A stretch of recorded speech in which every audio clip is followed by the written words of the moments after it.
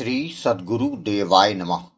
भाइयों बहनों, हम मानव इस संसार के सबसे बुद्धिमान और जटिल प्राणी हैं। लेकिन एक सच्चाई जो हमारी पहचान बन चुकी है वह है हमारा मतलबी स्वभाव।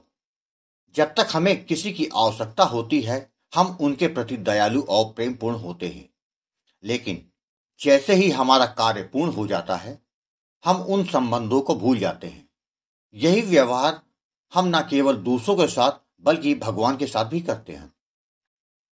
जब हमारा जीवन सुख समृद्धि से भरा होता है तब हमें भगवान की याद नहीं आती, लेकिन जैसे ही संकट आता है हम भगवान को पुकारने लगते हैं। यह चिंतन का विषय है। क्या यह सही है? क्या भगवान को केवल जरूरत पड़ने पर ही याद करना उचित है? वास्तव में भगवान से कुछ मांगने की बजाय भगवान को ही मांग लेना सबसे श्रेष्ठ कहा गया है, क्योंकि यदि भगवान मिल जाते हैं तो हमारी सारी सांसारिक आवश्यकताएं अपने आप पूरी हो जाती हैं। हमें यह समझने की आवश्यकता है कि यह मानव शरीर केवल सांसारिक भोगों के लिए नहीं मिला है। यह दुर्लभ जीवन केवल भगवत प्राप्ति के लिए है। संत महात्मा बार बार इस बात पर जोर देते हैं कि हमें सांसारिक मोह माया में उलझने की बजाय परमात्मा की भक्ति में लीन होना चाहिए। जीवन अस्थिर और अनिश्चित है। मृत्यु का पल कब आ जाए यह कोई नहीं जानता। इसलिए संत जन कहते हैं कि हर पल को अपने जीवन का आखिरी पल समझकर भगवान का नाम जप करते रहना चाहिए। यह नाम जप न केवल हमारे मन को शांति देता है बल्कि हमारे जीवन को एक उच्च उद्देश्य से जोड़ता है। संत जन यह भी कहती हैं कि यदि कोई व्यक्ति जीवन भर पाप करता रहे लेकिन अंत समय में प्रभु का नाम उसके मुख से निकल जाए या उसके कान में पड़ जाए तो उसे मोक्ष मिल सकता है।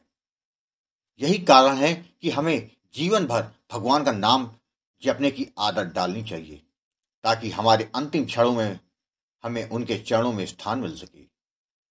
यह मानव जीवन देवताओं के लिए भी लालसा का विषय है। वे भी मानव तन प्राप्त करके भक्ति करने की इच्छा रखते हैं, लेकिन हमें यह जीवन सहज रूप से मिला है।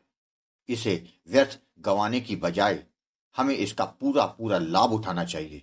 तभी यह दास कहता है कि निरंतर नाम जप करते रहना चाहिए।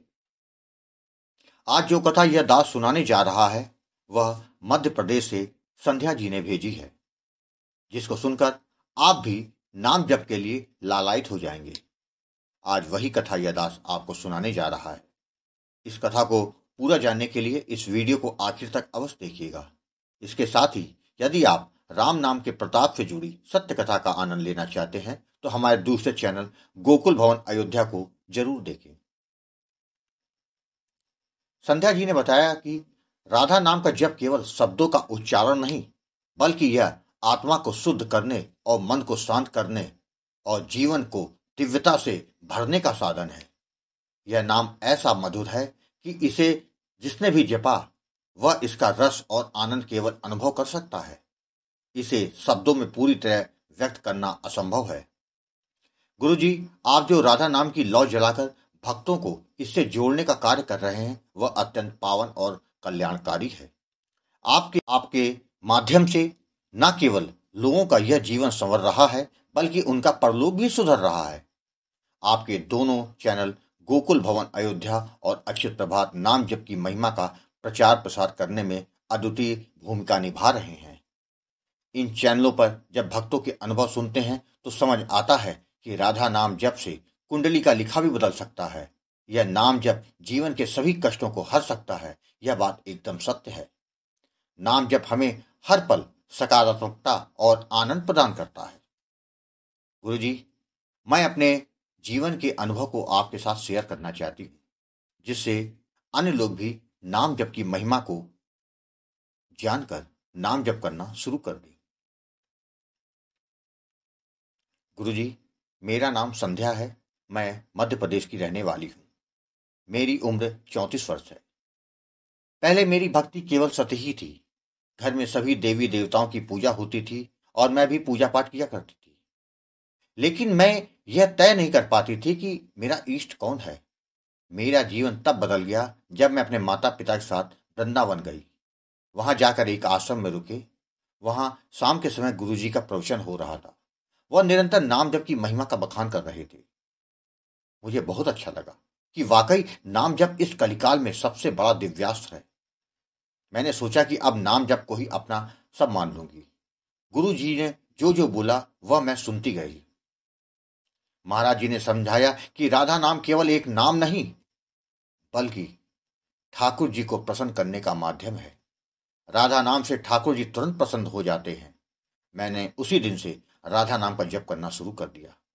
अगले 5 दिनों में मैंने वृंदावन, गोवर्धन, गोकुल और बरसाना के दर्शन किए। मुझे बहुत अच्छा लगा। मेरा नाम जप शुरू हो चुका था। मुझे नहीं पता चला कि यह नाम जप कब मेरा निरंतर होना शुरू हो गया। मेरा सोते सोते जागते हर पल नाम जप जारी रहता था। नाम जप करते करते जब 3 माह हो गए तो मुझे दिव्य दर्शन होने शुरू हो गए। मुझे सभी देवी देवताओं के दर्शन होने लगे। मेरा मन बहुत शांत हो गया। ना कोई सुख मिलने पर ज्यादा खुशी और ना ज्यादा दुख मिलने पर दुखी। मेरा कुछ ऐसा हाल होने लगा। कुछ माह और बीत जाने के बाद मुझे एक अलग आनंद मिलने लगा। मुझे अंदर से हमेशा एक खुशी रहती थी। यही नहीं, मेरे साथ सब कुछ अच्छा लगातार हो रहा था। कुछ समय के बाद जब मैं नाम जप करने लगी तो मेरा स्वतः ही ध्यान लग जाने लगा। मुझे सभी देवी देवताओं के दर्शन होने लगे। मेरे जीवन में जो कुछ अच्छा या बुरा होता था उसका पूर्व जन्म से क्या संबंध है दिखने लगा। मुझे अपने पूर्व जन्म दिखने लग गए। मैंने अब तक कई पिछले जन्म अपने देख लिए हैं। गुरुजी, नाम जप ने मुझे बहुत कुछ दिया है जिसको मैं शब्दों से बयां नहीं कर सकती। मुझे राधा रानी ठाकुर जी के दर्शन हुए, उनकी लीलाओं को देखा। मेरी शादी के बाद मेरे पति का व्यापार था, वो जो शुरू में अच्छा नहीं चला था, वो अपने आप चलने लगा। गुरुजी, नाम जप ने मुझे एक बेटा और बेटी भी दी। दोनों बच्चे राधा रानी की कृपा से हुए। उनके अंदर भी भक्ति के अंकुर हैं। गुरुजी, आप जो बोलते हैं ना, तन से संसार की सेवा और मन नाम महाराज को दे दो, मेरे साथ वही हुआ। आज कई वर्ष बीत चुके हैं। मेरा नाम कभी बंद नहीं होता। मैं जान चुकी हूं कि नाम जप से बढ़ के कुछ नहीं है। गुरुजी, मैं आपको कोटि कोटि प्रणाम करती हूँ और आपसे बात करके मुझे काफी प्रेरणा मिलती है। आपका मार्गदर्शन काफी प्रभावी रहता है। गुरुजी, बस आप ऐसे ही निरंतर नाम जप की महिमा का बखान करते रहें। मेरी राधा रानी से यही प्रार्थना है कि मैं सबसे यह और मैं सबसे यही कहना चाहती हूँ कि आप नाम पर विश्वास करना सीख जाएं। चाहे कैसी भी परिस्थिति हो, आपका विश्वास ही आपको आगे ले जाएगा। और जीवन में थोड़ा धैर्य रखेंगे तो कल्याण होगा ही। भाई बहनों, आपने देखा कि संसार के मोह और स्वार्थ को त्याग कर हमें अपने जीवन को ईश्वर की भक्ति में लगाना चाहिए। जो भी क्षण हमारे पास हैं उन्हें व्यर्थ गंवाने की बजाय भगवान का स्मरण करते हुए जीना चाहिए। यही जीवन का सच्चा अर्थ है। भगवान से कुछ मांगने की बजाय उन्हें ही मांगो, क्योंकि यही हमें शाश्वत शांति और मोक्ष की ओर ले जाता है। नाम जप करते रहो, भगवान से जुड़ते रहो। यही जीवन का सच्चा सौभाग्य है। आपको कथा अच्छी लगी हो तो कमेंट में राधे राधे लिखना मत भूलिएगा, जिससे दास का मनोबल लगातार बढ़ता रहे और अच्छे प्रेरणादायक वीडियो आपको प्रस्तुत करता रहूं।